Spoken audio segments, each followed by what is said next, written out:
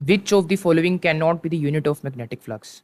Weber तो है पता है, और ये भी है, कैसे है, इस वाले फॉर्मूला से।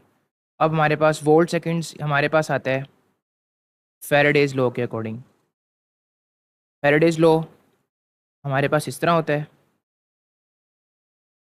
इसको उधर ले जाओ तो वोल्ट सेकंड आपके पास यूनिट होगा। तो इस एमसीक्यूज का मकसद ये था कि आपको पता हो कि ये भी मैग्नेटिक फ्लक्स का यूनिट है। The specific heat per gram at constant pressure and constant volume for carbon dioxide gas. Carbon dioxide gas है, वो कहता है वो C P and C V है, और उनका डिफरेंस बताओ, C P minus C V का डिफरेंस बताओ in terms of molar mass. R by simple नीचे मोलर मैस लगा दो। मैं आपको एक शॉर्टकट बता रहा हूँ, सी P minus C V is equal to R, और मोलर मैस लगा लें, सी ओ टू का मोलर मैस आपको पता है 44। 44 यहाँ पे नीचे लगा दो, तो आर बाय 44 आपके पास इसका क्या है answer. At what time the minute hand at the hour hand are oriented at an angle 60 degrees with each other. अच्छा देखो, अगर ये मैं एक पूरा क्लॉक बनाता हूँ, यहाँ पर 12 कर देता हूँ, 1 2 3, उसी के कोरस्पॉन्डिंग 9 आ जाता है, 4 5 6 7 8, ये 10 और ये 11। ये हमारे पास 12 घंटे हैं।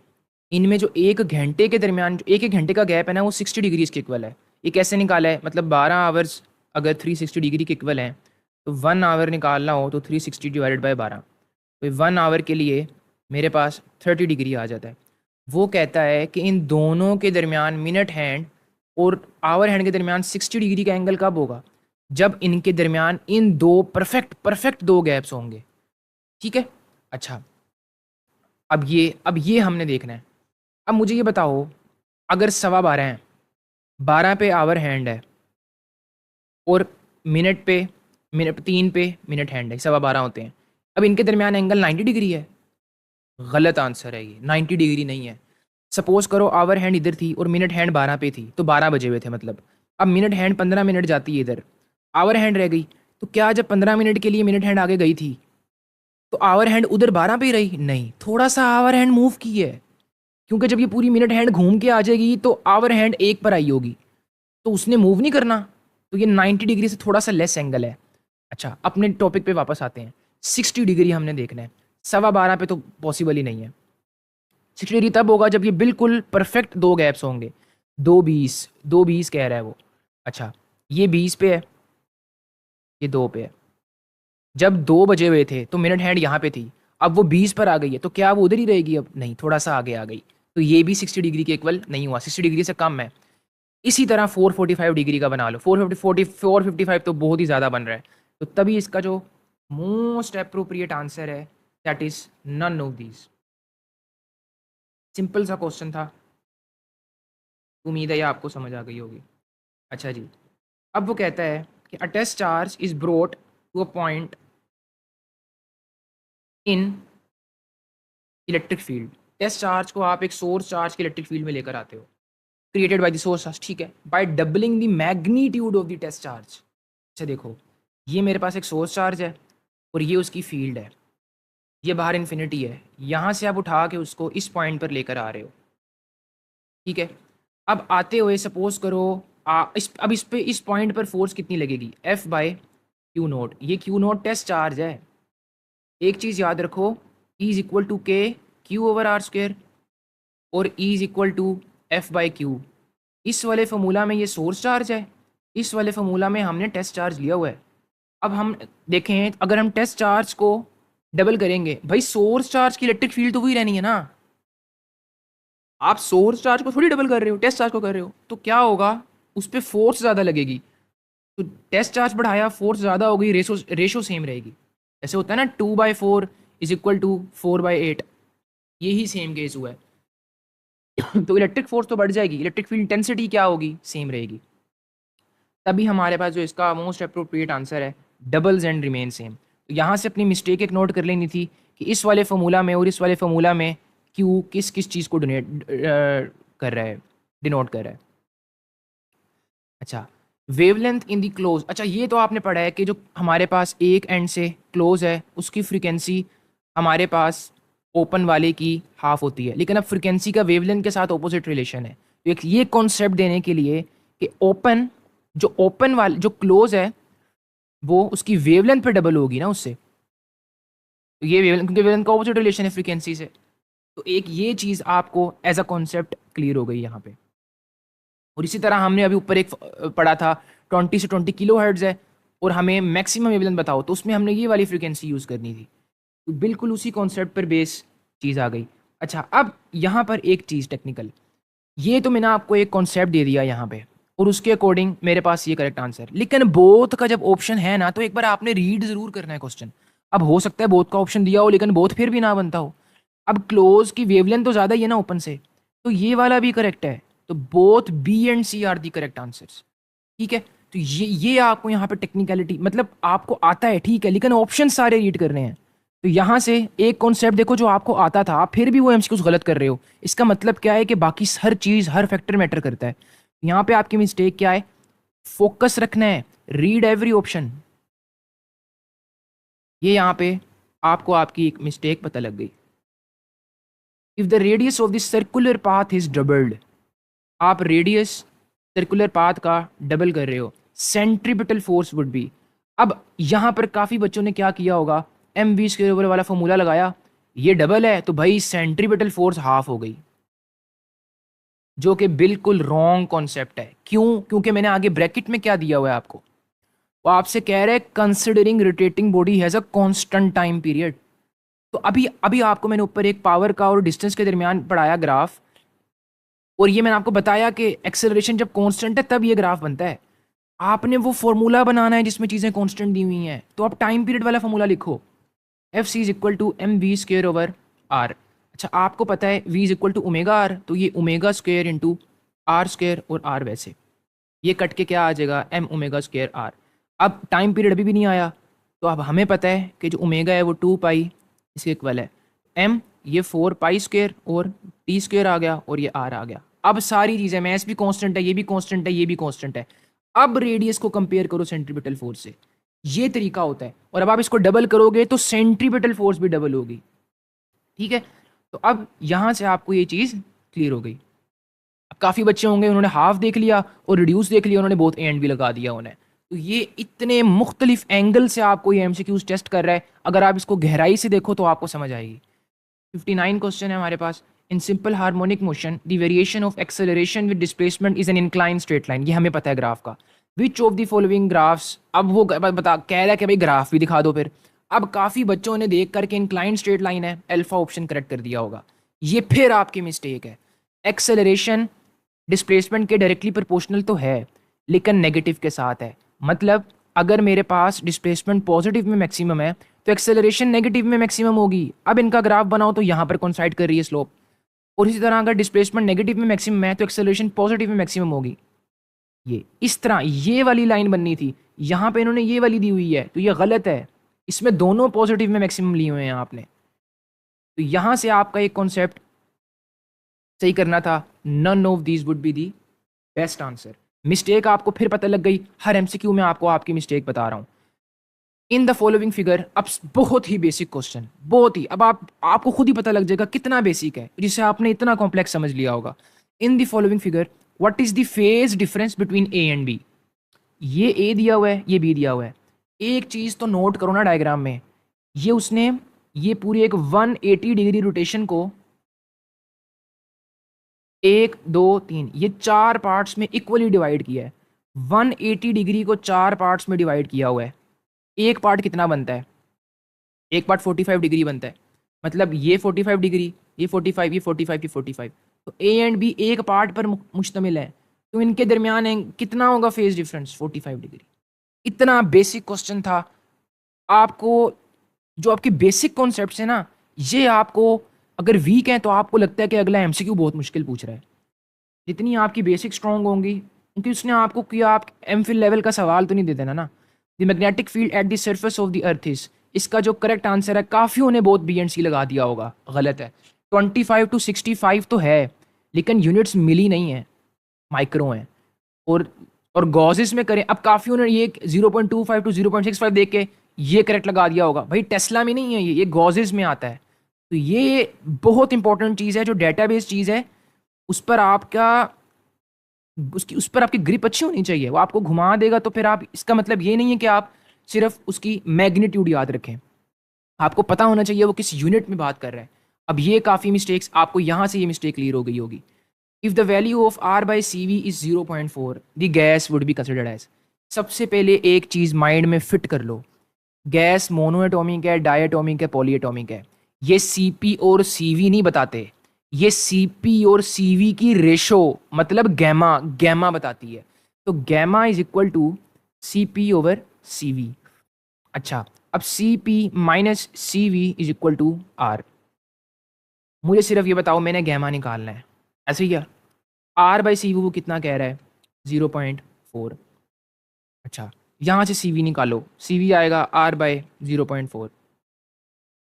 एक तरीका तो मैं इसका जो निकाल सकता हूँ वो ये है। अच्छा, अब अगर आप देखो, मुझे सी वी तो पता है, सी वी तो आ गया, मुझे सी पी चाहिए, R plus C V. R और सी वी कितना है? सी वी कितना है? R over 0.4। इसको मैं 4/10 लिख दूंगा तो ऊपर चल जाएगा, ठीक है, ये सी पी आ गया। अच्छा जी, अब मेरे पास इसका एलसीएम लो, 4r प्लस 10r, ये आ जाएगा 14r/4। ये 2s, ये 7, तो सी पी कितना आ गया? 7r/2। अब क्या करो, चुप करके इसको C P over C V की रेशो में डाल दो, क्योंकि गैमा ने हमें बताना है कौन सी है वैल्यू, ठीक है। तो 7r/2, 7r/2, और सी वी कितना है? सी वी मेरे पास है r, और ऊपर 0.4 जाएगा तो 4/10 आ जाएगा। आर कटा 28/20। अब ये देखो, 2 1 2 4 2 10 2 7 2 5 7/5 आंसर आ रहा है। अच्छा, अब 7/5 जो है, अब ये देखना है आपने, ये जो रेशोज हैं ये किस में फिट होती हैं। ये डायटोमिक की वैल्यू है 7/5। सॉल्व कर लो, 2.054 जार, 1.4 डायटोमिक की वैल्यू है ये, और वो मोनोटोमिक डायटोमिक इसकी आपको वैल्यूज पता है। चलो इसका भी एक तरीका बता देता हूँ। 7/5 आया ना, तो मोनोटोमिक के लिए इसमें से -2 कर दो, ये हो जाएगा 5 और ये हो जाएगा 3। और पॉली के लिए ++2 कर दो, 9/7। ये आपको एक तरीका बता दिया, ठीक है। Suppose a mass of 1 kilogram is oscillating with frequency of 2 hertz. कह रहा है कि एक मैस 1 किलोग्राम का है जो कि ऑसिलेट कर रहा है 2 हर्ट्ज की फ्रीक्वेंसी के साथ। Then a mass of 2 kilogram would oscillate with a frequency of. अच्छा, मतलब कि वो आपसे पूछ रहा है कि एक मैस 1 किलोग्राम का 2 हर्ट्ज के साथ ऑसिलेट कर रहा है, तो मैस अगर वो 2 किलोग्राम कर दे तो फ्रीक्वेंसी क्या हो जाएगी? अच्छा, F is equal to 1/2 pi k/m। 1 kilogram के लिए 2 हर्ट्ज है, ठीक हो गया, 1/2 पाई के। अब उसने 2 किलोग्राम कर दिया, √2 नीचे 1.4 आएगा, मतलब 2 डिवाइडेड बाई 1.4। तो 2 डिवाइडेड बाई 1.4 का आंसर हमारे पास 1.4 ही आता है अप्रोक्सीमेटली। मतलब 2 √2 इज इक्वल टू √2 अप्रोक्सीमेटली। ठीक हो गया, मतलब √2 को दोनों तरह से मल्टीप्लाई कर दो तो ऊपर हो जाएगा हमारे पास, ये कट के 2 आ जाएगा, और उधर √2 ये कटा √2 बच गया। तो यहाँ से आपको इसका आंसर पता लग गया, 1.4 hertz. A fixed mass of N ideal gas है, उसका फिक्स मैस लिया आपने, वो 1000 जूल्स ऑफ हीट एब्जॉर्ब करती है। आप उसे हीट देते हैं 1000 जूल्स की, and begins to expand under a constant pressure of 30 kilo pascals. Isobaric phenomena है, मतलब कांस्टेंट प्रेशर उसने कितना दिया आपको? 30 kilo pascals. From a volume of 25 multiply 10⁻³ metre cube to a volume of 50 multiply 10⁻³ मतलब V1 कितना है? इनिशियल ले लो, वो है 25 मल्टीप्लाई 10⁻³ मीटर क्यूब, और V फाइनल कितना है? 50 multiply 10⁻³ metre cube. Change in the internal energy due to the heat added and work done would be. अच्छा देखो, वर्क डन तो क्या है? सिंपल, P डेल्टा वी यहाँ से निकल आएगा। प्रेशर कितना है? 30 किलो पास्कल्स। डेल्टा वी कितना है? 50 मल्टीप्लाई 10⁻³ -3 -25 मल्टीप्लाई 10⁻³ अच्छा अगर इस तरह हो 4x minus 3x, x x same है, इसको एक बार लिखो, 4 माइनस 3 कर दो 1 आ जाएगा 1x। इसी तरह यहाँ पे आपने करना है 10⁻³ एक तरह लिख, 10⁻³ ऐसे लिखो, 50 माइनस 25 25। ठीक है। अच्छा अब क्या है, ये और ये कट गए, 30 को 25 से मल्टीप्लाई कर दो, 30 को 25 से जब मैं मल्टीप्लाई करूंगा, ऐसा करो 30 की जगह लिखो 3 मल्टीप्लाई 10 और 25 कर दो, 25 को अब इससे मल्टीप्लाई कर दो, तो ये 75 को जब मैं 10 से मल्टीप्लाई करूंगा 750 आ गया। अब 750 वर्क हुआ है, 1000 जूल आपने हीट दी है, तो इंटरनल एनर्जी में चेंज कितना आया होगा? Simple simple, Q is equal to delta U plus work done. अच्छा वर्डन कितना निकला है? वर्डन मेरे पास आया 750, बाकी कहीं पे 750 आ रहा है नहीं, तो ये मेरे पास ऑप्शन क्या है? विच स्टेटमेंट अबाउट, मतलब 1000 जोल आपने हीट दी ना, उसमें से 250 जोल ने इंटरनल एनर्जी में चेंज लेकर आ गया और 750 ने वर्क डन कर दिया। Which statement about internal energy is correct. अब यहाँ पर वो चीज़ आती है जो मैंने आपको 22nd क्वेश्चन में कहा था, उसकी डिस्कशन लाजमी अभी जाके देखें, अभी वो लाजमी है, ये लिंक्ड टोटली उससे है। वहाँ पर मैंने आपको बहुत डिटेल से समझाया है कि टेम्परेचर और इंटरनल एनर्जी का आप रिलेशन देखते हो for same nature of gas, same nature of gas और मोल्स भी सेम हो। Which statement about internal energy is correct. Internal energy of a system can definitely be increased without the transfer of energy by heating. वो कहता है कि internal energy ना आप बढ़ा सकते हो without the transfer of energy by the heating. अच्छा करेक्ट आंसर ना यही है। अच्छा अब आपको मसला पता क्या होगा कि बाकी क्यों नहीं है। अच्छा चलो ये तो आप कंफर्म कर लोगे कि ये चलो ये तो गलत है, इंटरनल एनर्जी हमारे पास स्टेट फंक्शन होता है, ये आपको पता है। अब 22nd क्वेश्चन आपने देख लिया, मैं अज्यूम करता हूँ temperature will definitely increase, definitely was the disturbing word hair. कह रहे टेम्परेचर हमेशा बढ़ेगा अगर इंटरनल एनर्जी बढ़ेगी, ये यहां पर एक गलत चीज थी कि टेम्परेचर, अब आइसोथर्मल प्रोसेस भी तो होता है ना, इंटरनल एनर्जी आप बढ़ा रहे हो तो temperature will definitely increase always if the internal energy of the system is increase. अच्छा डेल्टा पे आओ पहले, change in the internal energy depends upon the path type of method used to bring that change। ये भी incorrect हो गया because जो delta U है ये स्टेट फंक्शन है।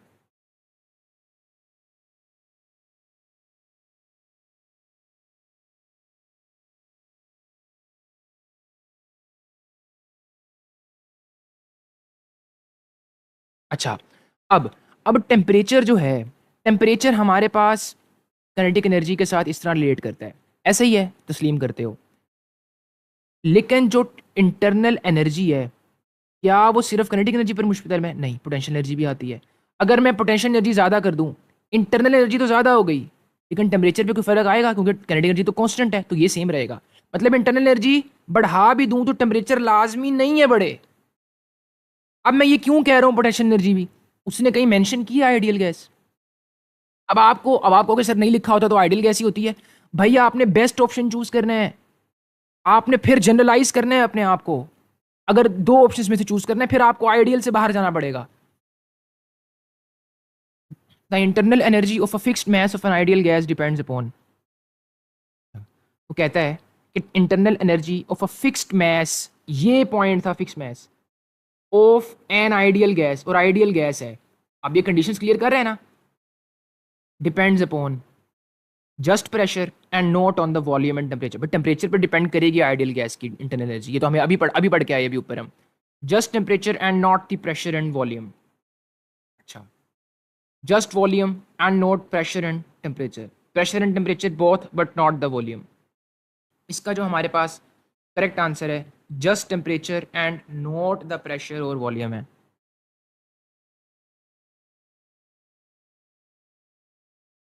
आपको पता है इंटरनल एनर्जी काइनेटिक एनर्जी और पोटेंशियल एनर्जी पे डिपेंड करती हैं, तो अगर प्रेशर बड़ा ज़्यादा हो रहा है तो वॉल्यूम कम हो जाएगा कंपनसेट करने के लिए, तो टेम्परेचर पर ख़ास फ़र्क नहीं पड़ता। यहाँ से क्लियर हो गया कि just temperature and not the pressure और volume. In the following one end closed air column particle at point P would, अच्छा, काफ़ी बच्चों ने सिर्फ इस वेव फ्रंट की शेप को देखकर ये एज्यूम कर लिया होगा कि ये ट्रांसफर वेव है। एयर कॉलम में हमेशा लॉन्गिट्यूडनल लॉन्गिट्यूडनल स्टेशनरी वेव्स बनती हैं, ये चीज़ याद रखो, ठीक है। अच्छा जी, in the following one end close it, अच्छा अब ये क्या है, मतलब stationary waves longitudinal longitudinal longitudinal मतलब ओसिलेट हॉरिजॉन्टली, तो वर्टिकली जहाँ जहाँ पे लिखा था उसको कैंसिल करो, और उस पॉइंट पी पर वो पूछ रहा है, अच्छा मतलब oscillate horizontally with experience a no change in pressure. Anti nodes पर ना, एंटी नोड्स पर प्रेशर चेंज नहीं होता, नोड्स पर प्रेशर। अब आप बोलेंगे सर इसकी लॉजिक, इस पर इंस्टा पे रील लगाई हुई है, अभी बताऊंगा तो डिस्कशन और लंबी चले जाएगी। अभी आपको आपकी गलतियां बतानी है और ये आपने देखनी है लाजमी जाके, आपको हर चीज़ की लॉजिक होनी चाहिए, तो वो भूलता नहीं है, फिर वो भूलती नहीं है चीज़, बार बार रट्टा नहीं लगाना पड़ेगा। इन the following figure, in the following figure a transverse progressive wave, ये यहाँ पे कीवर्ड था, प्रोग्रेसिव वेव, मतलब ये ट्रांसफर वेव स्टिल नहीं है, ये स्टेशनरी नहीं है, ये चल रही है, ये मूवमेंट कर रही है। Along a rope is represented assuming that the wave is travelling to the right, right को मूव कर रही है। In which direction P and Q are moving, अच्छा अब काफियों ने ना इसमें कोई तुक्का लगा दिया होगा या फिर किसी को कॉन्सेप्ट भी होगा। अब इसका सारे कॉन्सेप्ट लेते हैं सही तरीके से। ट्रेवलिंग वेव का मतलब क्या है कि अगर ये क्रेस्ट वाला हिस्सा भी यहाँ पर है तो कुछ देर बाद यही हिस्सा यहाँ पर होगा, ऐसे ही है। तो रोप को ऊपर जाने के लिए इस पार्टिकल को ऊपर जाना होगा ना, तभी इस तरह बनेगी शेप। इसी तरह यहाँ पर आओ, ये जो भी हिस्सा यहाँ पर है कुछ देर बाद ये यहाँ पर होगा, उनके ट्रेवलिंग वेव है, आगे को राइट को मूव कर रही है। तो इसको यहाँ पे लाने के लिए तो पार्टिकल ये ऊपर को जाएगा, डाउनवर्ड मतलब, और डाउनवर्ड जाएगा, तो पी ऊपर अपवर्ड जा रहा है और क्यू डाउनवर्ड जा रहा है, ये असल कॉन्सेप्ट है।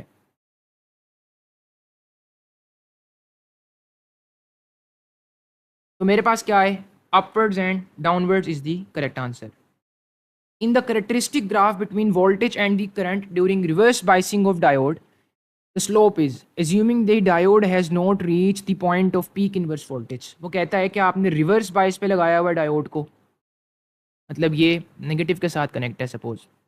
अच्छा, तो मेरे पास रिवर्स बायसिंग का ग्राफ ये पहले ऐसे आता है, फिर ऐसे आता है, ऐसे आता है। तो ये जो स्लोप है ना, ये परफेक्टली जीरो नहीं है, परफेक्टली जीरो होती है वो बिल्कुल हॉरिजॉन्टल हो, इसकी स्टीपनेस ही जीरो है तो स्लोप जीरो। लेकिन यहाँ पे ऐसा नहीं है, यहाँ पर क्या है कि नियर टू जीरो है, तो delta option was the most appropriate answer. अपनी फिगर खोलें पीटीबी में, इस चीज़ को नोटिस करें, कुछ ना कुछ हमारे पास करंट बनता है, ठीक है, लीकेज करंट इसे आप कहते हैं। Three resistors of resistance 12 ohm, 6 ohm and x ohm are connected in parallel. 12 ohm, 6 ohm, x ohm, इनको क्या करते हो आप, पैरेलल में लगा देते हो। The total resistance of the combination is 3 ohm। Equivalent resistance आपके पास क्या है, 3 ohm। अच्छा, 1/12, 1/6 प्लस 1/x, 1/x निकालना है, 1/3 माइनस 1/12 माइनस 1/6। एलसीएम लो पहले इसका,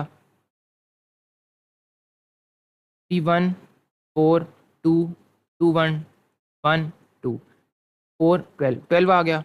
अच्छा, ये 4 आ गया, ये 1 आ गया, ये 2 आ गया, ये -3। 1/12 is equal to 1/x। x मेरे पास कितना आ गया, 12 ohms। Cross exchange method use कर लो अब। 3 bulbs with power ratings 200, 170 and 35 volts respectively are connected in parallel। इसकी पी रेट दी हुई है, पी रेट 1, ये दी हुई है पी रेट 2, और ये दी हुई है पी रेट 3। वो कहता है इनको पैरेलल में लगाओ, मतलब 200 का बल्ब, 170 वाला बल्ब और 35 वाला बल्ब, इनको आपने क्या कर दिया है, पैरेलल में लगा दिया है। The bulb with thickest filament, वो बल्ब जिसका थिकस्ट फिलामेंट हो, मतलब जिसकी रेजिस्टेंस सबसे ज़्यादा हो, सबसे कम हो सॉरी, जितना एरिया ज़्यादा होगा रेजिस्टेंस सबसे कम होगी। एंड मैक्सिमम ब्रिलियंस, पैरेलल के लिए, हमें पता है कि जो पी रेट है वो इक्वल है पी कंजम्पशन के, और सीरीज़ के लिए आपको पता है कि जो पी रेट है वो इन्वर्सली प्रोपोर्शनल है पावर कंजम्पशन के। अब इसकी रीज़न क्या है, ये सब कुछ लेक्चर में मैंने बताया हुआ है। Rating power is equal to power consumption. और ब्रिलियंस का क्या है, ब्रिलियंस चाहे पैरेलल हो चाहे सीरीज हो, वो पावर कंजम्पशन और ब्रिलियंस का आपस में इन्वर्स रिलेशन है और डायरेक्ट रिलेशन है। अच्छा, अब ये लिखो फॉर्मूला पी रेटिंग का।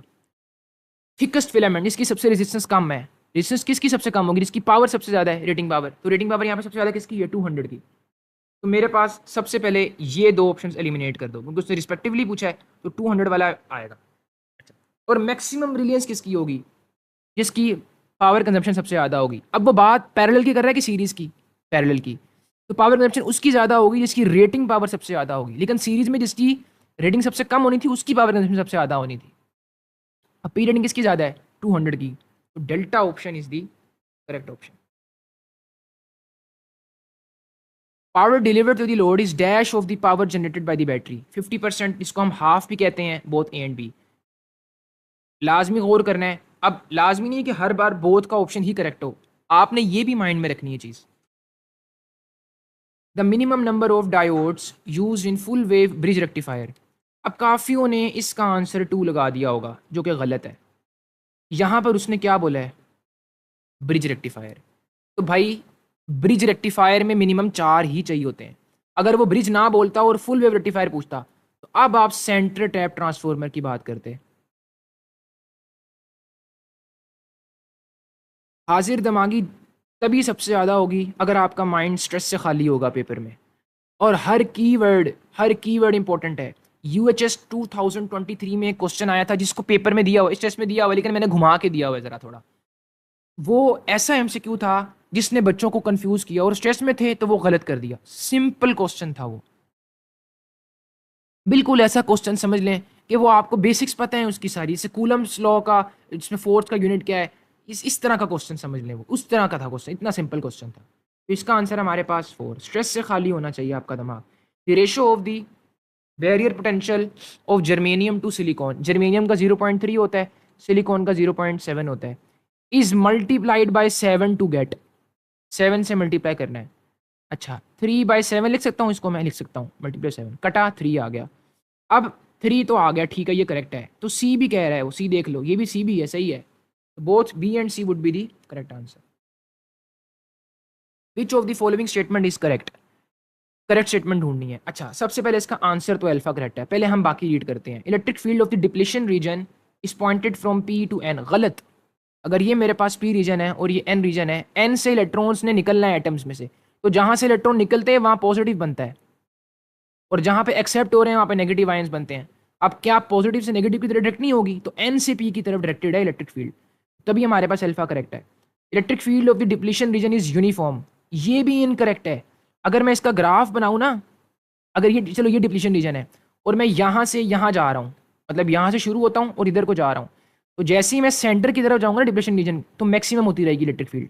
जैसे मैं फिर सेंटर से दूर जाऊँगा फिर कम होती रहेगी, मतलब सेंटर से अवे दोनों तरफ जाओ इलेक्ट्रिक फील्ड कम होगी, सेंटर पे मैक्सिमम है। तो ये नॉन यूनिफॉर्म इलेक्ट्रिक फील्ड है डिप्लीशन रीजन की।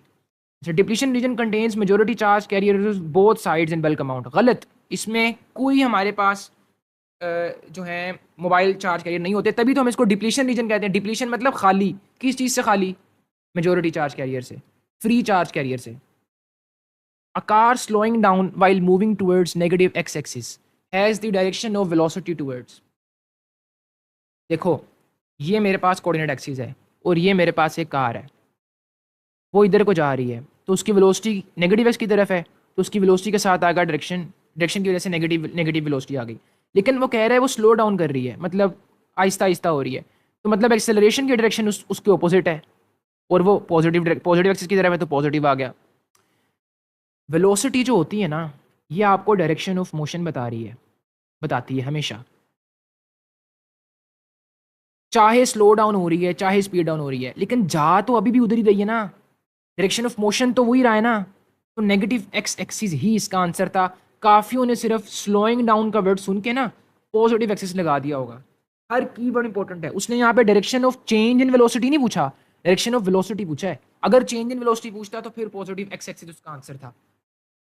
Time required by the projectile to reach the maximum height is equal to. अब बच्चे यहाँ पर पता कौन सा मेजोरिटी ऑप्शन लगा कर आए होंगे, ये वाला, क्योंकि उन्होंने पढ़ा है, दो फॉर्मूलाज पढ़े हैं, 2h/g T is equal to 8h/g। ये तो आपको इंस्टाग्राम पे भी रील के थ्रू समझाया था कि जो ये वाला फॉर्मूला है ना, ये तब यूज होता है जब आप प्रोजेक्टाइल को यहाँ से लेके जब मैक्सिमम हाइट तक का डिस्टेंस फाइंड करना चाहो, ये तब यूज होता है। और ये वाला तब यूज होता है कि आप कहते हो कि एक बॉडी की इतनी हाइट है, तो उसको टाइम पॉइंट ऑफ प्रोजेक्शन से लेके पॉइंट ऑफ लैंडिंग तक कितना लगा है, उसमें ये वाला फॉर्मूला यूज होता है। अब उसने क्वेश्चन में क्या पूछा था, तो ये आपको पता होना चाहिए कौन सा फॉर्मूला किस केस का है। और ये आपको कैसे पता होगा, क्वेश्चनिंग करने से, अपने सर से पूछो, अपने टीचर से पूछो, दिमाग खाओ उनका। Which point related projectile motion is not correct, जो गलत है। चलो पढ़ते हैं। इसमें करेक्ट आंसर मैं आपको पहले बताऊंगा। ये हमारे पास है, projectile motion is an equilibrium during the motion. ये गलत गलत स्टेटमेंट है। इक्विलिब्रियम में नहीं होता। इक्विलिब्रियम मतलब वेलोसिटी चेंज नहीं करेगी, तो वेलोसिटी तो चेंज कर रही है, डायरेक्शन चेंज नहीं हो रही वेलोसिटी की, हो रही है ना। अच्छा, horizontal component of the velocity remains same throughout the journey, correct। projectile exerts a force on the earth while in air। अच्छा, अब ये एक चीज इंपॉर्टेंट है, अर्थ की जमीन है और ये प्रोजेक्टाइल बॉल जा रही है।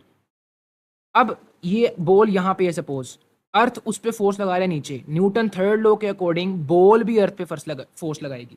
लेकिन फर्क ये है कि अर्थ का मैस इतना ज़्यादा है कि जो उसकी एक्सेलरेशन है वो बहुत कम है, तो आपको वो इतना मूव करता नहीं दिखाई, लेकिन मूव किया लाजमी है, कुछ ना कुछ मूव लाजमी किया है अर्थ ने।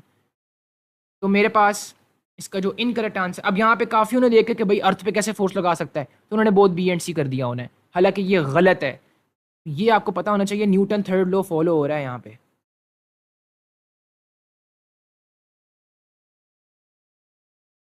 अच्छा, block of mass 40 kilogram is falling towards the earth. अच्छा जी, with a velocity of 30 metre per second. ये अर्थ है, एक ब्लॉक जिसका मैस कितना है 40 किलोग्राम्स, वो नीचे आ रहा है अर्थ की तरफ कितनी वेलोसिटी के साथ, 30 मीटर्स पर second. How fast is the earth moving towards it. अभी मैंने बताया अर्थ मूव तो करेगा, मैंने आपको अभी क्लियर किया। अच्छा, एक चीज़ आपको पता होनी चाहिए, मूव करने से पहले, बॉक्स के मूव करने से पहले मोमेंटम कितना था सिस्टम का, जीरो। लेकिन अब मूव किया है तो एम वी और minus M V, earth opposite direction में मूव करेगा ना, तो यहाँ पे माइनस आ गया, क्योंकि वेलोसिटी के साथ नेगेटिव था तो यहाँ पे माइनस आ गया। ठीक है, ये मैं इक्वल का साइन हटा दूँ, इक्वल इक्वल लग रहा है। अच्छा, अब उसने क्या पूछा है कि अर्थ की वेलोसिटी बताओ। सिंपल तरीका है, वेलोसिटी ऑफ अर्थ, ये मैस और इस तरह आ जाएगा। अच्छा,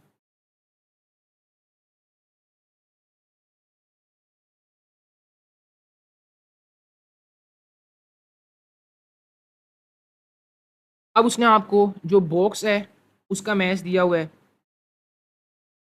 40 किलोग्राम और वेलोसिटी दी है 30, और अर्थ का जो मैस है 6 मल्टीप्लाई 10⁻²4 किलोग्राम। अच्छा जी, अब इसको अगर देखें, 2 20 जार, 2 3 जार, 3 1 जार, 3 10 जार, 20 10 कितना होता है 200, 10⁻24 ऊपर चल जाएगा, 10⁻−24 हो गया। अब इसको अगर मैं इन टर्म्स, अब ये नेगेटिव भी साथ आएगा, क्यों क्यों भला बताओ, क्योंकि जो हमारे पास वो है वेलोसिटी है वो अपोजिट है। अब यहाँ से हिसाब लगाएं, अगर इसको पॉजिटिव टू उधर ले जाऊँ, 10⁻−22 बच गया। काफ़ियों ने इसका ये लगा दिया होगा कि अर्थ मूव ही नहीं करेगा भाई, स्ट्रिक्टली स्पीकिंग कुछ भी नहीं मूव करेगा, नहीं मूव करेगा, न्यूटन थर्ड लॉ फॉलो होगा, रेट ऑफ चेंज मोमेंटम दोनों में आएगा। तो यहाँ पर हमारे पास इसका करेक्ट आंसर बनता है -2 मल्टीप्लाई -22 मीटर्स पर second. For perfectly elastic collisions the coefficient of restitution. अच्छा, आप काफ़ी ऊपर क्वेश्चन थे जो पास पेपर में आए हुए हैं, वो मैंने उसको बताना भूल गया, लेकिन ये वाले क्वेश्चन मुझे याद आ गया कि ये पास पेपर का क्वेश्चन भी है। कोफिशिएंट ऑफ रेस्टिट्यूशन ये होता है कि जो आपकी रिलेटिव वेलोसिटी ऑफ सेपरेशन है वो रिलेटिव वेलोसिटी ऑफ अप्रोच के इक्वल हो। ऐसा कैसे हो सकता है? जब पर इलास्टिक कोलिजन परफेक्ट है ना, तो वेलोसिटी में लॉस नहीं आता, स्पीड कंजर्व रहती है। कुछ ना कुछ काइनेटिक एनर्जी का हिस्सा किसी हीट लॉस में नहीं चले जाता। तो अब तो हमारे पास तभी सेपरेशन के वक्त भी उतनी रिलेटिव वेलोसिटी रहेगी और अप्रोच के वक्त भी। तो जब उसका आंसर दोनों सेम होंगे, न्यूमिनेटर भी सेम होगा, डिनोमिनेटर भी सेम होगा, तो कट कर आंसर 1 आ जाएगा। परसेंटेज में लिखोगे तो 100% आ जाएगा। तो जो 1 है वो हमारे पास क्या है, परफेक्टली इलास्टिक कोलिजन बोला है उसने, तो 1 आ जाएगा। और अगर 0 होगा तो वो परफेक्टली क्या होगा, इन इलास्टिक, क्योंकि उसमें रिलेटिव वेलोसिटी ऑफ सेपरेशन 0 हो जाती है। ठीक है। विच of the following is not correct for vertical circular motion? अच्छा, विच ऑफ द फॉलोइंग कह रहा है कि वर्टिकल सर्कुलर मोशन में कौन सी चीज गलत है? At the bottom of the rotation there are maximum chances of string to break. Correct है यार, क्योंकि टेंशन वहां पे सबसे ज्यादा है। टेंशन सबसे ज्यादा है, ऐसी है ना। अच्छा देखो, मैं आपको समझा देता हूँ। ये स्टोन ऊपर है, यहाँ पे केस बना लेते हैं, एक स्टोन यहाँ पर है। अच्छा, इसका वेट नीचे है और टेंशन भी नीचे है। तो वेट और टेंशन दोनों मिलकर सेंट्रीपिटल फोर्स बना रहे हैं। टेंशन निकालनी हो तो सेंट्रीपिटल फोर्स में से -mg होगा। अच्छा, यहाँ पर टेंशन ऊपर को है लेकिन वेट नीचे है। अब लेकिन जा फिर भी ऊपर को रहा है, तो हम टेंशन को बड़ा ले लेंगे, -mg आ जाएगा। और ये बना रहा है सेंट्रीपिटल फोर्स। टेंशन निकालनी हो तो सेंट्रीपिटल फोर्स प्लस mg। तो अब इसमें टेंशन mg ऐड हो रहा है तो टेंशन की वैल्यू ज़्यादा आएगी, तभी बॉटम पर हमारे पास मैक्सिमम चांस है। Velocity is maximum eight the bottom of the rotation. जितना आप ग्राउंड के करीब होगे आपकी वेलोसिटी ज़्यादा होगी। अगर आप ऊपर जाओगे तो वेलोसिटी कन्वर्ट हो रही है पोटेंशियल एनर्जी में। अच्छा, ये भी करेक्ट है। It is a uniform circular motion. Incorrect. Vertical circular motion आपके पास नॉन यूनिफॉर्म सर्कुलर मोशन है। वेलोसिटी चेंज नहीं हो रही, बॉटम पे ज़्यादा है, मैक्सिमम हाइट सबसे ऊपर कम है, तो वेलोसिटी चेंज हो गई ना। तो क्या यूनिफॉर्म सर्कुलर मोशन है? ये नहीं है। तो इसका मतलब क्या है कि हमारे पास ये इनकरेक्ट ऑप्शन था। Two projectiles launch together with different initial velocities. काफ़ी बच्चों ने देखकर कि उनका एंगल का सम 90 डिग्री आ रहा है, तो हमारे पास जो इसकी रेंज है वो सेम होगी। गलत। वो तब है अगर जो कॉम्प्लीमेंट्री एंगल सपोज करो 60 डिग्री या 30 डिग्री ले रहा हूँ, और एक दूसरे केस में भी ये वाले ले रहा हूँ। अगर इन दोनों में वेलोसिटीज इन दोनों की सेम है, मतलब 20 मीटर पर सेकंड 20 मीटर पर सेकंड, तो इसकी रेंज सेम होगी। लेकिन यहां पर जिसकी इनिशियल वेलोसिटी ज्यादा हो गई ना, उसकी रेंज ज्यादा हो जाएगी। ये कॉन्सेप्ट था। तो आप लोगों ने जो रट्टा लगाया हुआ है वो इनिशियल वेलोसिटी सेम वाला है। आपने देखना है कि इनिशियल वेलोसिटी सेम है कि नहीं। तो both must be having different ranges. Range same हो ही नहीं सकती। Peak inverse voltage for full wave bridge rectifier and center tap transformer is dash and dash respectively। वो कह रहा है कि जो पीक इनवर्स वोल्टेज है वो आपके पास फुल वेव ब्रिज रेक्टिफायर के लिए क्या है, simple P I V greater than V naught. ये फुल वेव ब्रिज रेक्टिफायर के लिए। सेंटर टैप के लिए 2 वी नोट है। अब इसकी रीज़न के लिए मैं अगले 5 डेज में एक रील अपलोड कर दूंगा, उसमें आपको प्रॉपर समझ आ जाएगी कि ऐसा क्यों है। अभी आप ऐसा डेटाबेस इस चीज़ को याद रख लो, पीक इनवर्स वोल्टेज। ठीक है, तो इसमें हमारे पास जो करेक्ट ऑप्शन बनेगा ये वाला बनेगा। कैपेसिटर, ये लाजमी, ये मेरा वादा है आपसे। A capacitor is charged to a potential difference V with a battery and stores energy U and then isolated from the battery. आपने उसको एनर्जी दे दी, बैटरी रिमूव कर दी, उसके पास एनर्जी आ गई U। It is now connected to an uncharged capacitor. अच्छा, इसके पास कोई चार्ज भी तो होगा ना, उसको Q कर लो, और इसके पास पोटेंशियल डिफरेंस भी होगा, उसको V कर लो, इसको V1 कर लो। ठीक है। अच्छा, it is now connected to an uncharged capacitor. ये चार्ज है, ये वाला चार्ज है, तभी तो उसके पास एनर्जी है। अनचार्ज के पास एनर्जी होगी भला? नहीं होगी। अच्छा, अब आप अनचार्ज लेकर आते हो ऑफ सेम कैपेसिटेंस। कीवर्ड ही यही है इसमें, कैपेसिटेंस सेम होनी चाहिए, नहीं तो ये क्वेश्चन ही वैलिड नहीं है। As first one, capacitance same है as first one. Energy stored in the system and a single capacitor would be dash and dash respectively. एक तो वो आपसे सिस्टम में एनर्जी पूछ रहा है, एक वो आपसे सिर्फ एक सिंगल कैपेसिटर में एनर्जी पूछ रहा है। देखो, इसके पास चार्ज है, आपने इन दोनों कैपेसिटर्स को जोड़ दिया। ये जो इसमें V1 था ये इस चार्ज की वजह से था।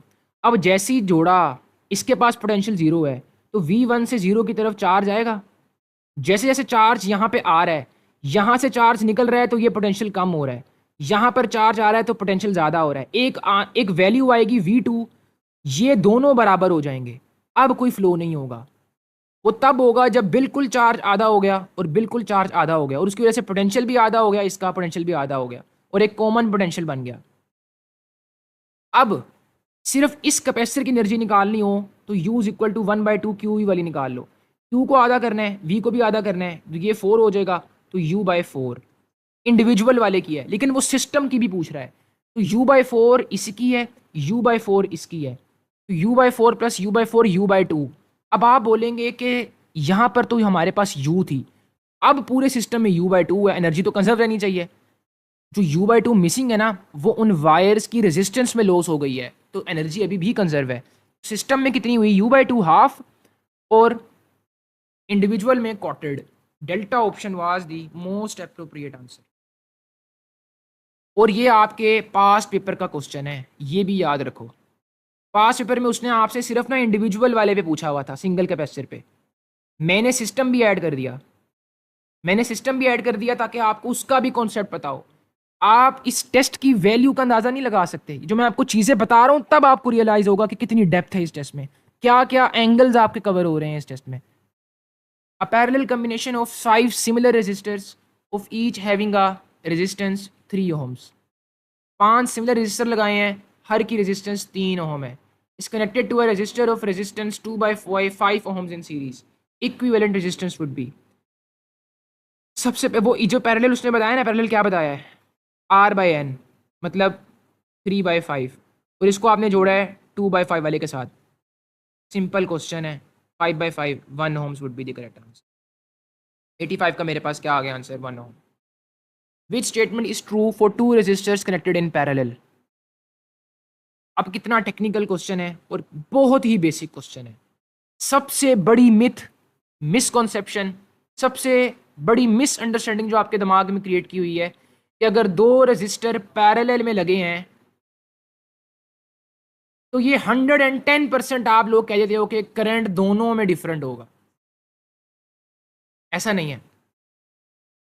जो करंट है वो इक्वली डिवाइड होगा। करंट क्यों डिवाइड होगा? करंट रेजिस्टेंस की बेस पे डिवाइड होगा, R1 और R2। ठीक है। अब रेजिस्टेंस अगर इसकी भी 4 ओम है, इसकी भी 4 ओम है, 10 वोल्ट की बैटरी है, थोड़ा सा करंट इधर गया, थोड़ा सा करंट, लेकिन जाएगा इक्वल इक्वल, क्योंकि रेजिस्टेंस आगे तो सेम है। तो क्या मतलब है कि both must have different potential difference? नहीं, पोटेंशियल डिफरेंस तो सेम ही होगा। Both must have same current? नहीं, डिफरेंट भी हो सकता है। Both must have different current through them? नहीं, बोथ मे और may not have different currents through them. Delta option was the most appropriate answer. वो कहता है कि orbital time period for the proton, deuteron and the alpha particle has the ratio respectively. अच्छा, जब आप इस वाली इक्वेशन को इन टर्म्स ऑफ टाइम पीरियड बनाओगे तो वो इक्वेशन आपके सामने कुछ इस तरह आती है, 2πm/QB। QB के साथ साइन थीटा भी आ सकता है, लेकिन हम एज्यूम कर रहे हैं कि सारे परपेंडिकुलर एंटर हुए हैं। वो कहता है इन प्रोटॉन की, ड्यूट्रॉन की और अल्फा पार्टिकल की टाइम पीरियड की रेशो बताओ, assuming all this particles are moving in a circular path in the same uniform magnetic field. Magnetic field भी सेम है और ये सारे ये पूरे सर्कुलर पाथ में मूव कर रहे हैं। अच्छा, मैस ऑफ प्रोटॉन m आ गया, q आ गया, ये तो कांस्टेंट है ना, ये 2π और b तो कांस्टेंट है। हमने m और q चेक करना है। अब ये प्रोटॉन के लिए निकाल लो, इसी को अल्फा के लिए निकाल लो, बल्कि न्यूट्रॉन लिख लो, पहले सीक्वेंस में लिख लो, और यही अल्फा पार्टिकल के लिए निकाल लो। प्रोटॉन, अच्छा, अब प्रोटॉन होता है, ये आ गया मेरे पास मैस mp और qp। ड्यूट्रॉन मेरे पास आ जाएगा। अच्छा, ड्यूट्रॉन का जो है ना, जो मैस है वो हमारे पास उसके एक हिसाब से समझ ले दुगना है मैस ऑफ प्रोटॉन, क्योंकि 2 प्रोटॉन होते हैं उसमें। तो इसमें क्या आ गया, 2 mp। चार्ज उतना ही है, क्योंकि बाहर इलेक्ट्रॉन जो है वो एक ही है। तो ये मेरे पास क्या आ गया, क्यू पी, क्यू पी वाला ही चार्ज आ गया, ठीक है। तो मतलब ये 2 है असल में, तो ये 1 कर लो, तो ये 2 कर लो। अच्छा, अब अल्फा पार्टिकल के लिए निकाल लो, एम ओवर क्यू रेशो निकालनी है ना। तो वो होता है 4 गुना मैस ऑफ प्रोटॉन और 2 गुना मैस ऑफ जो चार्ज ऑफ प्रोटॉन। तो ये कट के 2 आ जाएगा, तो ये भी हमारे पास 2 आ जाएगा। तो इसका जो हमारे पास करेक्ट ऑप्शन था वो था delta, 1:2:2। If the red and blue light have same energy, सबसे पहले तो मुझे बताओ क्या इनकी सेम एनर्जी होती है? नहीं होती। ब्लू की एनर्जी ज़्यादा नहीं होती और रेड की एनर्जी कम होती है। तो अगर मुझे ब्लू की एनर्जी रेड के इक्वल करनी हो, तो मैं ब्लू में से फोटोन निकालूंगा नहीं, तो लेस नंबर ऑफ फोटोन्स किसके पास हो जाएंगे फिर? देखो ना, अगर इनके पास 3 फोटोन है तो इसके पास भी 3 फोटोन है। अब इनिशियली इसके पास भी उतने फोटोन है, इतने फोटोन है, लेकिन उसके फोटोन्स की एनर्जी ज़्यादा है, तो ब्लू की एनर्जी ज़्यादा है। तो मैंने अगर इसके इक्वल करना है तो मैं इसका एक फोटोन निकाल दूंगा, 2 रह जाएंगे, अब शायद इक्वल हो जाए 3 के। तो इसके पास लेस नंबर ऑफ फोटोन्स है। अब आप इसको इस वाले रिलेशन से भी कर सकते थे, NHF, ये ब्लू के लिए निकाल लो और रेड के लिए भी निकालो इस तरह, NHF। अब ये दोनों लेफ्ट हैंड बराबर हैं क्वेश्चन के अकॉर्डिंग, NHF कर लो ब्लू के लिए और NF, HH कटा, ये तो दोनों के लिए सेम होगा ना। तो अब इसकी रेशो बना लो, NB is equal to FR over FB NR। तो क्या ये ऑपोजिट नहीं है? जिसकी फ्रीक्वेंसी ज़्यादा, फ्रीक्वेंसी तो ब्लू की ज़्यादा होती है ना, उसने एनर्जी सेम की है। अच्छा, फ्रीक्वेंसी यहाँ पे डिफरेंट है, ये भी MCQ बन सकता है। फ्रीक्वेंसी यहाँ पे दोनों की अभी भी डिफरेंट ही है, वो एनर्जी सेम की है उसने सिर्फ। तो फ्रीक्वेंसी ज़्यादा है जिसकी, तो उसके फोटोन नंबर कम होंगे। मैथमेटिकली भी प्रूव कर दिया, लॉजिकली भी आपको समझा दिया। तो ब्लू लाइट के आपके पास क्या होंगे, नंबर ऑफ फोटोन्स लेस होंगे। To store the electric charge the ultra capacitors use, अब ये UHS का क्वेश्चन है, मैंने इसलिए लिया ताकि मैं इसको आपको कॉन्सेप्ट सही तरह समझा सकूं। देखो, अल्ट्रा कैपेसिटर है ना, तो उसका मतलब क्या है? अल्ट्रा मीन्स बहुत ज़्यादा, कैपेसिटर मीन्स कैपेसिटेंस, ऐसी चीज़ जो हमें बहुत इनॉर्मस लेवल ऑफ कैपेसिटेंस दे दे। अच्छा, C is equal to A epsilon naught over D। मुझे कैपेसिटेंस ज़्यादा चाहिए हो तो मैं एरिया बढ़ाऊंगा और डिस्टेंस बहुत कम कर दूंगा दो ऑपोजिट चार्जेस की प्लेट के दरमियान। होता क्या है, हमारे पास एक इलेक्ट्रोड होता है और एक इलेक्ट्रोलाइट होता है। इलेक्ट्रोलाइट में जो आयंस है ना, वो इस इलेक्ट्रोड के इतने करीब होते हैं कि हम उनको लेयर्स का नाम दे देते हैं। लेयर्स बहुत करीब, जो जो चीज़ें बहुत करीब हो ना, उन्हें हम लेयर्स कह देते हैं। मतलब बहुत ही करीब, जो माइक्रोस्कोपिकली आपको सिर्फ डिस्टिंग्विश हो सकें कि ये अलग अलग है। तो डिस्टेंस इतना कम हो जाता है कि हम समझते हैं कि ये दो लेयर्स हैं, दो ऑपोजिट चार्जेस की। इलेक्ट्रोलाइट वाले ऑपोजिट आयंस अट्रैक्ट होंगे ना इलेक्ट्रोड के जो ऑपोजिट है। तो हमारे पास, और शीट इतनी बड़ी होती है, एरिया इतना ज़्यादा होता है, इफेक्टिव एरिया जहाँ पे चार्ज ने सिमटना है, तो कैपेसिटेंस तभी हमारे पास ज़्यादा हो जाती है, तभी इसको हम डबल लेयर इफेक्ट कहते हैं। For an ideal gas equation PV is equal to NRT, dimensions of the general gas constant R. या आपकी UHS का क्वेश्चन भी है जो कि 2023 में आया कि अगर आपके पास जनरल गैस कांस्टेंट है, उसमें डायमेंशंस ऑफ R क्या हैं? PV is equal to NRT, PV is equal to NRT। R निकालना है, सिंपल, PV ओवर T।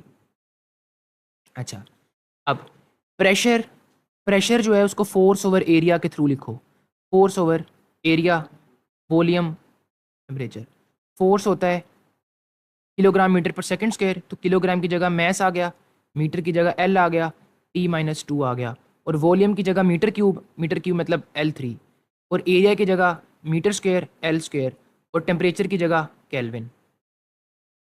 अच्छा जी, अब ये L2 को ऊपर ले जाओ, ये सिंपल, इसको यहाँ से एक पावर के साथ काट दो तो 1 आ जाएगा, तो ऊपर L स्क्वायर बच जाएगा, और T-2 और K-1 और M। तो ML स्क्वायर T-2 और पर केल्विन। ये आपके पास इसका, हमारे पास कौन सा ऑप्शन करेक्ट बनता है? Beta option. What is the value of electric potential difference between 2 points in electric field if it takes 600 joules of energy to move a charge of 2 coulomb? 2 coulomb पर जो सारे का सारा वर्क हो उसे electric potential energy कहते हैं। उस 2 कूलम के अंदर जो 1 कूलम है, उस पे जो वर्क हो वो इलेक्ट्रिक पोटेंशियल होता है। अच्छा, यूएचएस में एक क्वेश्चन आया था लेकिन उसके सारे यूनिट्स गलत लिखे हुए थे। मैंने क्वेश्चन को रिफाइन कर दिया है ताकि एक बार आपको पता लग जाए कि ये इसमें गलती थी। आपको एक बार माइंड में रहे कि गलती थी इस क्वेश्चन में। 600 को 2 से डिवाइड कर दो, आंसर आ जाएगा 300। मतलब 1 कूलम को 300 मिल रहा है तो 2 कूलम्स को 600 मिलेंगे। 300 वोल्ट्स जोल्स में नहीं है, वोल्ट पोटेंशियल डिफरेंस बताना है आपने। A capacitor of capacitance C has a charge Q and stored energy is V. If the charge is increased by 2Q, the new stored energy will be. अब काफियों ने इसका answer 4W लगा दिया होगा जो कि गलत है। क्यों गलत है? वही बाय एन टू वाला कॉन्सेप्ट जो मैंने ऊपर भी पढ़ाया। देखो, आपके पास इनिशियल एनर्जी Q है। अब न्यू एनर्जी, ये जो बाय 2Q है ये न्यू एनर्जी नहीं है। ये वो कह रहा है कि इनिशियल एनर्जी में 2Q ऐड करो।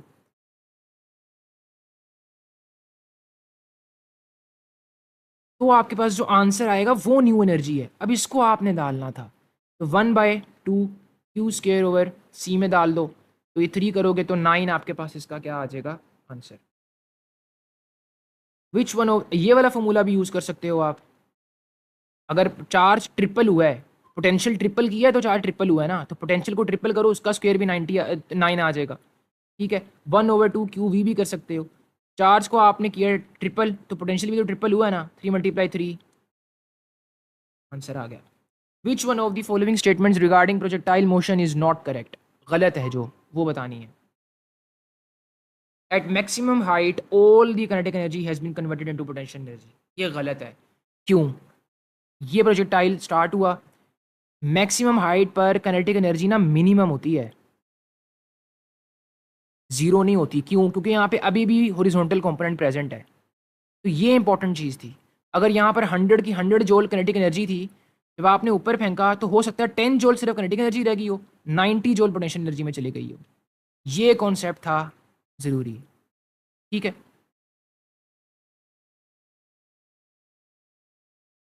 बाकी ऑप्शंस देख लें। Horizontal component of the velocity remain same through out the journey, बिल्कुल करेक्ट ऑप्शन है ये। तो मतलब हमने इनकरेक्ट बताना है ना। Projectile motion is not in equilibrium, अभी ऊपर समझाया इक्विलिब्रियम में क्यों नहीं है ये। Time of flight for a projectile in terms of height can be calculated by, बिल्कुल करेक्ट, अभी ऊपर समझाया। Assuming a sinusoidal AC voltage starting from positive half and ending with a negative half, positive half से start हो रही है और negative half में एंड हो रही है। Polarity of the EMF with reference to the initial polarity, initial polarity उसने क्या बताई है, पहले पॉजिटिव में है फिर नेगेटिव में है ना, तो इनिशियल पोलैरिटी पॉजिटिव में है। वो कह रहा है कि पोलैरिटी चेंज होगी with reference to the initial polarity dash positive half cycle के अंदर, इन या आफ्टर। आफ्टर, ये याद रखो कि ये अभी यहाँ पे पॉजिटिव में ज़्यादा हो रही थी, पॉजिटिव में कम, कम हो रही है लेकिन है तो पॉजिटिव में ही ना। जब ये नेगेटिव वाई एक्सिस की तरफ जाएगी ना, हाफ साइकिल के बाद नेगेटिव में होना शुरू होगी, तो after the positive half cycle है। Phase difference between flux linkage and EMF of an AC generator is, ये आपको पता है कि जब फ्लक्स जीरो होता है तो हमारे पास ईएमएफ मैक्सिमम होती है। ठीक है, ईएमएफ अगर इस तरह है, अब ईएमएफ जीरो है तो मतलब फ्लक्स मैक्सिमम होगा, तो वो यहाँ से शुरू करो। अब ईएमएफ मैक्सिमम है तो मतलब फ्लक्स जीरो होगा। इस तरह ये हमारे पास एक कर्व बन जाएगी। और अब मैंने आपको लेक्चर में बताया हुआ है, जो इस तरह की कर्व हो ना, इस तरह की, एक ऐसे आके घड़ा सा बन के फिर ऊपर को जाए, वो कोस थीटा की कर्व होती है।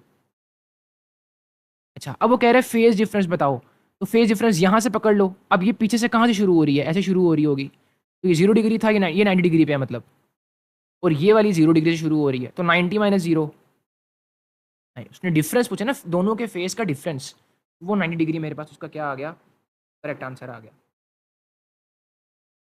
2 rubber bullets are fired horizontally and simultaneously but with different velocities। ठीक है, वो कहता है हॉरिजॉन्टली फायर किए हैं 2 रबर बुलेट्स सेम हाइट से, ठीक है, विद डिफरेंट वेलोसिटीज, मतलब इसकी शायद हॉरिजॉन्टल वेलोसिटी ज़्यादा हो, इसकी शायद कम हो। Thus dash bullet will hit the ground first and having dash range respectively. देखो, रेंज उसकी ज़्यादा होगी जिसकी हॉरिजॉन्टल वेलोसिटी ज़्यादा है, मतलब वो ज़्यादा दूर गिरेगी, और जिसकी हॉरिजॉन्टल वेलोसिटी कम है वो गिरेगी तो रेंज कम, लेकिन हाई जो जिसने पहुंचना उसने, दोनों ने पहले है, दोनों ने सेम टाइम पे है। क्यों? क्योंकि वो ग्रेविटी दोनों पे सेम एक्ट कर रही है, उनकी हाइट सेम है। Both will reach together and have different ranges. और क्योंकि ये वर्टिकल वेलोसिटी पे डिपेंड करता है, दोनों की वर्टिकल वेलोसिटी जीरो है, एक्सेलरेट दोनों ने सेम करना है in the absence of the resistance. ये अभी ऊपर समझाया था मैंने कि मैस m1 पे ज़्यादा फोर्स लगेगी कि मैस m2 पे, तो वहाँ पर डिटेल से समझाया, वही उसके रेफरेंस से आपको यहाँ पे फिर अगेन क्लियर कर दिया। अब ये बहुत टेक्निकल क्वेश्चन, ये इसी वजह से दिए क्योंकि मेजोरिटी बच्चे इसको रॉन्ग करते हैं।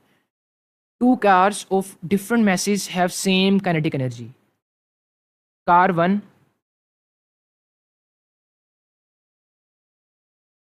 और कार 2, इन दोनों की जो काइनेटिक एनर्जी है सेम है। A constant stopping force is applied to both. Which one will cover more distance just till coming to rest? Stopping distance is less for. वो कहता है कि which one will cover more distance coming just till coming to the rest? Stopping distance would be less for. यहाँ पर आपके form पर मोर लिखा हुआ है, यहाँ पे लेस, ये करेक्ट कर दिया गया है आपके फॉर्म पे।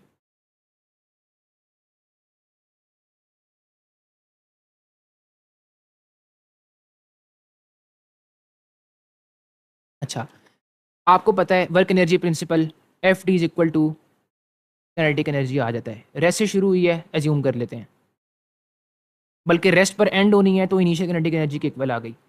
तो अब मुझे पता है कि ये कांस्टेंट है, ये दोनों के लिए कांस्टेंट है, तो डिस्टेंस भी दोनों के लिए कांस्टेंट होगा, कोई चीज़ वेरी करने वाली है ही नहीं। तो both will cover the same stopping distance.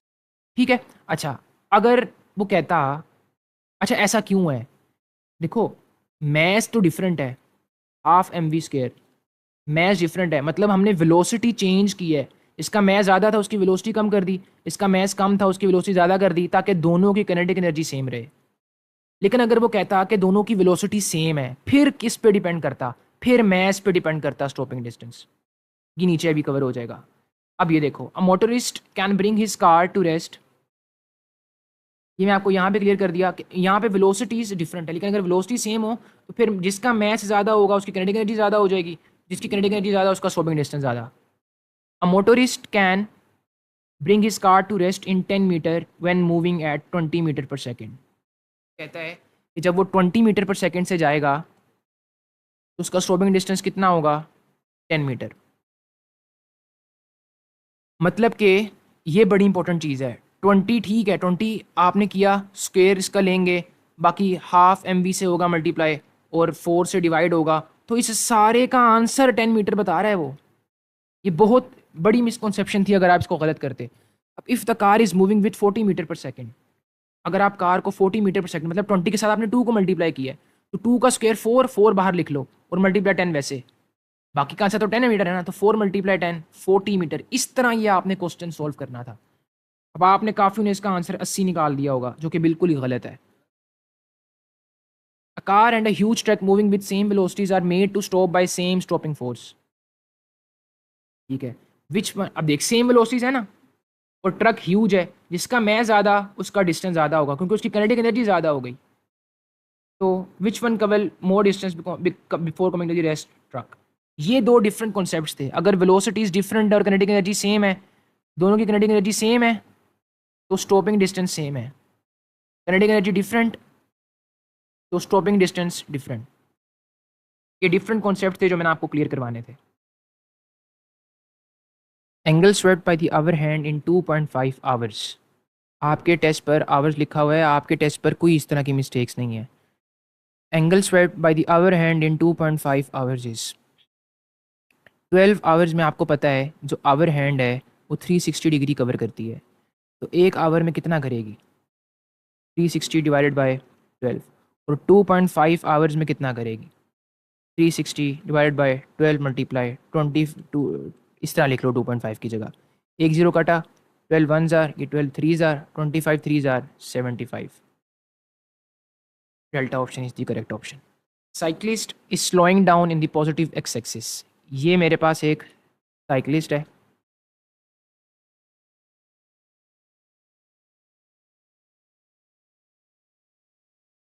इस तरह की भी बनी है, कबूल फरमाएं।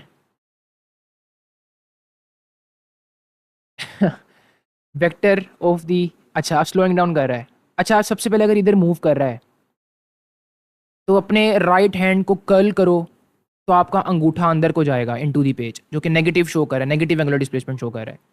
Vector of the angular velocity would be directed towards, देखें ये बिल्कुल वैसी है जैसे नेगेटिव एक्स एक्सिस में बॉडी स्लोइंग डाउन कर रही है, जो डायरेक्शन ऑफ वेलोसिटी वो अभी भी उधर ही है। डायरेक्शन ऑफ एक्सेलरेशन उसके ऑपोजिट होती है, इसी तरह यहाँ पे है। डायरेक्शन ऑफ एंगुलर एक्सेलरेशन आपकी तरफ हो जाएगी into out of the page, लेकिन एंगुलर वेलोसिटी बेशक स्लो डाउन हो रहा है अभी भी, वो इनटू द पेज, उसका मैग्नीट्यूड कम हो रहा है लेकिन डायरेक्शन वही है अभी तक। तभी हमारे पास इसका क्या आ जाएगा, negative Z axis.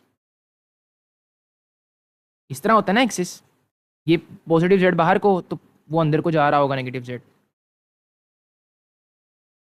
Electric field and electric potential difference between two opposite same charges is, two opposite और सेम चार्जेस मतलब के पॉजिटिव और नेगेटिव, इनके between electric potential difference non zero, electric field भी नॉन जीरो। ऊपर मैंने आपको detail के साथ समझाया है ये, इस जैसा जो एक क्वेश्चन था जो आपके नम्स में भी आया था।